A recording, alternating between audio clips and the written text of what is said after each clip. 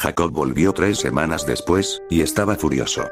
Yo estaba sentado en la cafetería disfrutando lo que se suponía que sería un almuerzo tranquilo cuando las puertas se abrieron de golpe, tan fuerte que la mitad del cuarto dio un brinco. Jacob entró cubierto de rasguños, picaduras de mosquito, y sinceramente esperaba que fuera lodo. La misión en el Congo, al parecer, salió mal. Por lo que había escuchado, había pasado parte de eso forcejeando con un león después de que se metiera en su campamento. Y luego, su equipo se lo comieron vivo los mosquitos antes incluso de llegar al dios. Después de eso, todavía tuvieron que negociar con la cosa. En serio, sonaba agotador. Desafortunadamente, en cuanto Jacob me vio, supe exactamente hacia dónde iba toda esa frustración. Tuve el tiempo justo para pensar no, por favor antes de que mi sándwich desapareciera. Un segundo estaba en mi mano. Al siguiente estaba volando por toda la cafetería. Y después yo también estaba volando por la cafetería.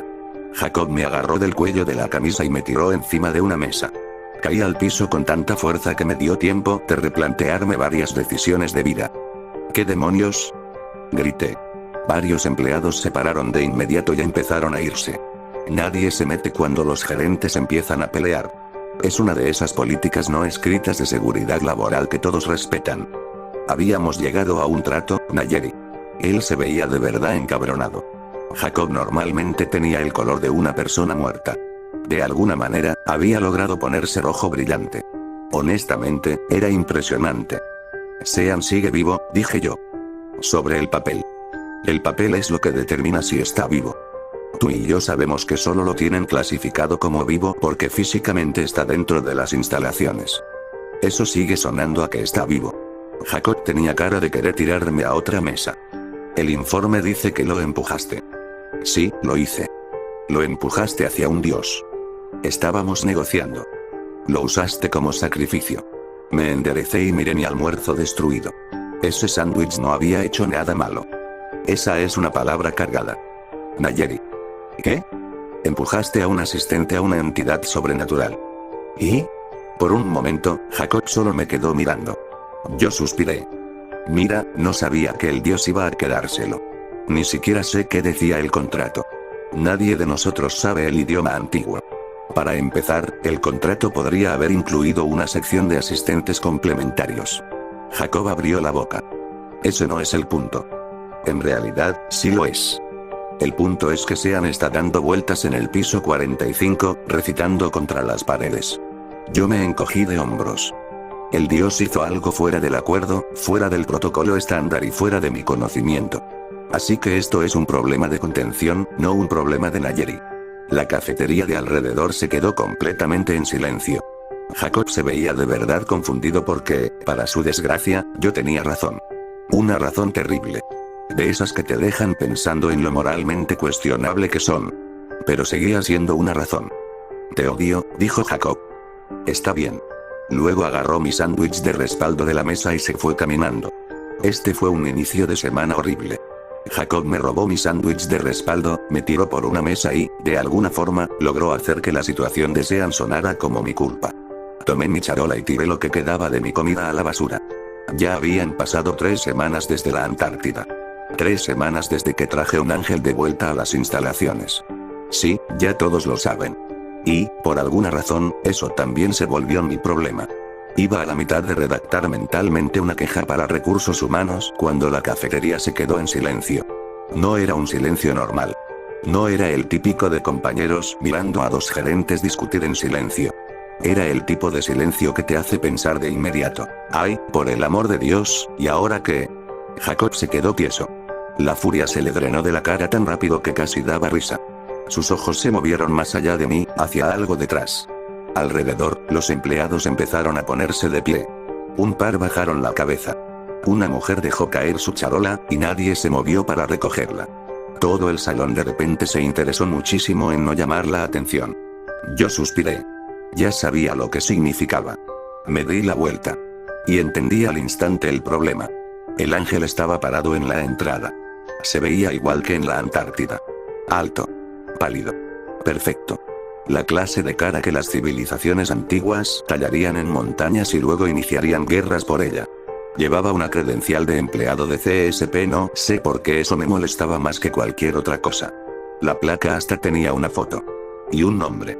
Angelo. Que probablemente era el nombre de ángel más de ángel que un ángel podría llegar a tener. Alguien, al parecer, convenció a una entidad celestial de esas raras, que te reescribe la realidad, de quedarse quieta para una foto de identificación, llenar papeles de empleado y aceptar una placa con su nombre. O quizá él mismo la pidió. No estaba segura de cuál de esas opciones era peor. Por alguna razón, había adquirido el hábito de aparecer justo donde yo estuviera. En reuniones. Pasillos. Briefings. El gimnasio. Mi departamento. Todavía no estaba segura de cómo encontró mi departamento entre miles de departamentos de CSP repartidos por todo el complejo de instalaciones. Ese incidente en particular había terminado en varias conversaciones incómodas con seguridad del lugar. Al parecer, seguridad no puede emitir avisos de allanamiento contra entidades celestiales antiguas capaces de reescribir la realidad. Y como si eso no fuera suficiente, también me salieron unas cicatrices raras a lo largo de la pierna izquierda. Aparecieron hace 3 días. El departamento médico no tenía idea de qué las había causado. En lo personal, yo sospechaba del ángel. En este punto, culpar al ángel se había vuelto mi explicación por defecto para casi todos los problemas. El ángel miró alrededor del cuarto, con cara de curioso y entretenido, como si viera un documental educativo. Luego sus ojos se posaron en mí. Su expresión se iluminó al instante. Oh. Sonrió. Ahí estás. Yo cerré los ojos. No porque tuviera miedo, sino porque estaba cansada. A mi alrededor, la cafetería se puso todavía más silenciosa. Jacob miró lentamente hacia mí, luego hacia el ángel, y otra vez hacia mí. ¿Por qué siempre eres tú?, susurró. Me lo pregunto todos los días. El ángel empezó a caminar hacia nosotros. Todos se apartaron al instante. Nadie quería terminar en la lista de obvios del ángel. Desafortunadamente, yo ya había perdido ese privilegio. Se detuvo justo frente a mí y me quedó mirando durante varios segundos antes de ladear la cabeza. ¿Estás herida? Miré el moretón en mi brazo. Lo sé. El ángel siguió mi mirada. Sus ojos se quedaron en Jacob. Jacob se tensó visiblemente. Honestamente, no podía culparlo. El ángel lo estudió un momento antes de volver su atención a mí. ¿Fue él? Toda la cafetería se congeló. Jacob dejó de respirar. Unos empleados se veían como si estuvieran planeando rutas de evacuación. No, dijo Jacob. Jacob se relajó. Solo me tiró a una mesa. Jacob dejó de relajarse de inmediato. El ángel parpadeó. Oh. Durante varios segundos pareció pensarlo. Luego se volteó hacia Jacob y sonrió. ¿Esa herida es mortal para los humanos? No, dije yo. Ya me estaba empezando a molestar. El ángel tenía la costumbre de hacer preguntas así. En la última semana, había hecho suficientes preguntas como para llenar una biblioteca. La mayoría eran inquietantes. Algunas solo eran fastidiosas. Un par habían provocado juntas de emergencia. ¿Cuántos huesos puede perder un humano antes de que sea un problema? ¿Por qué los humanos se enojan cuando les mienten? ¿La tristeza se puede medir? ¿Por qué los humanos celebran sobrevivir otro año? ¿Por qué a los humanos les gustan los cuentos de terror? ¿Cuánto de un humano se puede quitar antes de que afecte la productividad? ¿Cuántos empleados puedo duplicar antes de que CSP se dé cuenta? Esas dos últimas preguntas por sí solas provocaron 3 reuniones de emergencia, 4 revisiones de contención y un censo de empleados de toda la instalación. Luego venían las preguntas dirigidas específicamente a mí. ¿Me vas a avisar antes de morir? Si te impidiera morir para siempre, ¿igual me seguirías odiando? ¿Por qué te irritas cuando te veo dormir? Esas preguntas me molestaban. No porque creyera que me estaba amenazando. El ángel no entendía muy bien las amenazas. El problema era que cada pregunta sonaba genuina. Como si de verdad intentara entender por qué las respuestas no eran tan obvias. Y, por alguna razón, yo había terminado siendo su fuente preferida de información. O, como Stoney solía decir, su conejillo de laboratorio. Eso es bueno, dijo el ángel. Sería un inconveniente si murieras. Sacó una silla y se sentó al lado de la mesa desde la que Jacob me había tirado. Nadie lo invitó. Nadie iba a detenerlo. ¿Qué estás haciendo?, le pregunté. Comiendo almuerzo. Tú no comes. Me han informado de que el almuerzo es una actividad social. Lo miré.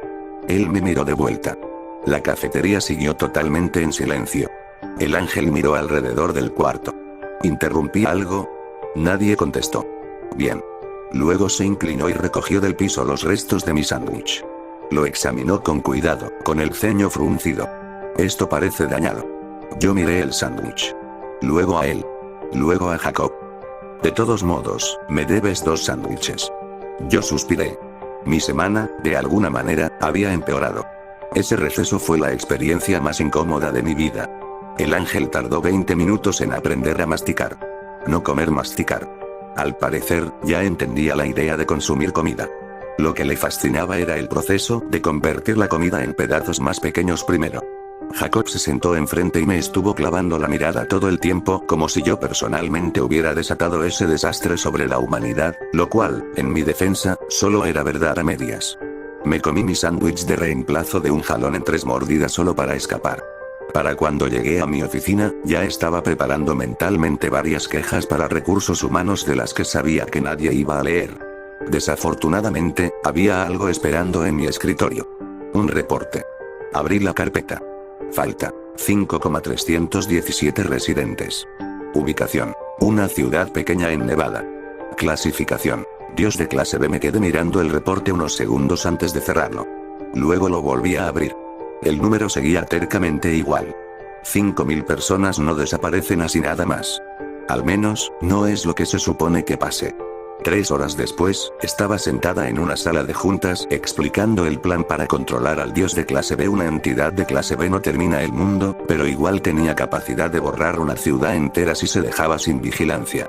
Cuando terminó el briefing, ya habíamos reunido un equipo de respuesta. 400 personas de seguridad, 6 negociadores, varios especialistas en investigación, y el equipo suficiente como para invadir un país pequeño. Todo iba avanzando con normalidad, lo cual debería haber sido mi primera señal de alerta. Ya estábamos subiendo al avión cuando noté movimiento cerca de la rampa de carga. Cerré los ojos, conté hasta 5 y los volví a abrir. El ángel seguía ahí. Claro que sí. Se subió al avión como si ahí perteneciera. Varios oficiales de seguridad se apartaron de inmediato. Uno de los negociadores incluso se volteó y caminó de regreso hacia la rampa. Ni siquiera pude culparlo. ¿Qué quieres?, le pregunté. El ángel parecía de verdad sorprendido por la pregunta. Quiero acompañarlos. Aquí se pone aburrido. Esto no es una excursión. Dijiste que los humanos disfrutan viajar. Esto no es viajar. Parece que sí implica desplazamiento. Me pellizqué el puente de la nariz. A nuestro alrededor, nadie hablaba. Nadie se movía. Nadie se ofrecía a decirle a una entidad celestial aberrante que no podía abordar el avión. El ángel ladeó la cabeza.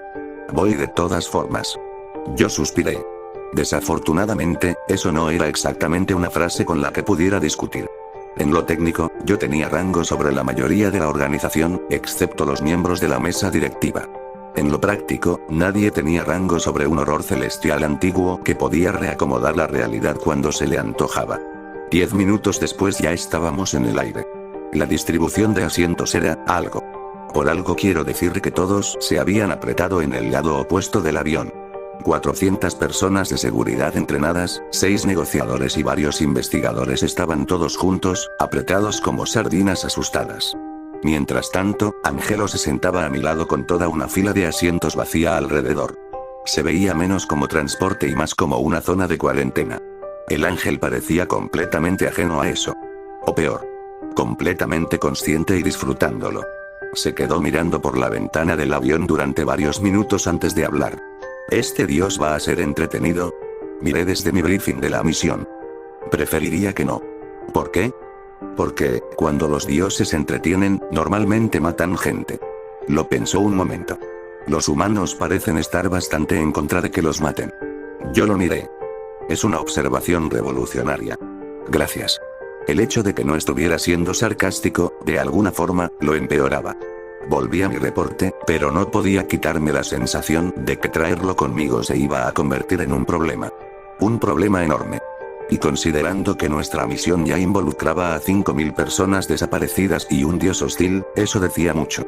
El vuelo duró 4 horas, y fueron 4 horas larguísimas. En algún punto me dormí, lo cual resultó ser un error. Me desperté porque alguien me estaba mirando. No de la forma normal. No en plan creepy compañero de trabajo. O sea, mirándome directo desde a 6 pulgadas. Abrí los ojos y casi me sale el alma por el techo. El ángel estaba sentado a mi lado, inclinado hacia adelante y mirándome con una concentración intensa. ¿Qué demonios? Varios oficiales de seguridad cerca se aventaron. Mientras tanto, el ángel se veía feliz. Haces ruidos raros cuando duermes. Me pasé la mano por la cara. La gente hace eso. Te quedaste sin respirar 12 veces. Eso se llama roncar. Parecía que te ibas a morir. No me estaba muriendo. El ángel asintió, pensativo.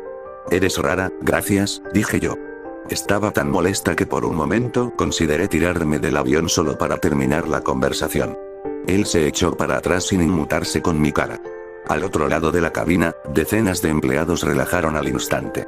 Aparentemente, todos habían estado esperando ver si yo iba a terminar desmembrada. El resto del vuelo pasó bastante en silencio, lo cual debería preocuparme. Cada vez que alrededor del ángel todo se ponía tranquilo, normalmente significaba que estaba pensando, y cuando estaba pensando, alguien terminaba llenando papeleo. Mucho papeleo. Aterrizamos justo antes del atardecer. Desde afuera, la ciudad se veía normal, y eso era lo que me inquietaba. Era solo una ciudad pequeña de Nevada en medio del desierto. Tranquila, silenciosa y vacía. En el momento en que cruzamos el límite de la ciudad, supe que algo andaba mal. Había coches estacionados en las entradas, las luces todavía encendidas dentro de las casas, comida puesta en mesas de restaurantes, y un autobús escolar abandonado en medio de una intersección. Se veía como si toda la población se hubiera levantado y se hubiera ido caminando. Nadie habló mientras nuestro convoy avanzaba por las calles. 400 personas de seguridad de pronto parecieron insuficientes. Al final, nos detuvimos en el centro del pueblo, y yo me bajé del vehículo. El silencio se sintió de inmediato. No había pájaros, no había insectos, no había viento. Nada. Una ciudad no debería sonar así. Uno de los investigadores se acercó con una tablet. Encontramos dónde empezó. ¿Dónde? La iglesia. Bastante apropiado para un dios, la verdad. Aunque bueno, los dioses pueden estar en cualquier lado. Una vez encontramos uno debajo de las catacumbas de París, así que una iglesia era, comparado con eso, bastante normal. La iglesia estaba en las afueras del pueblo, pequeña, blanca y completamente común.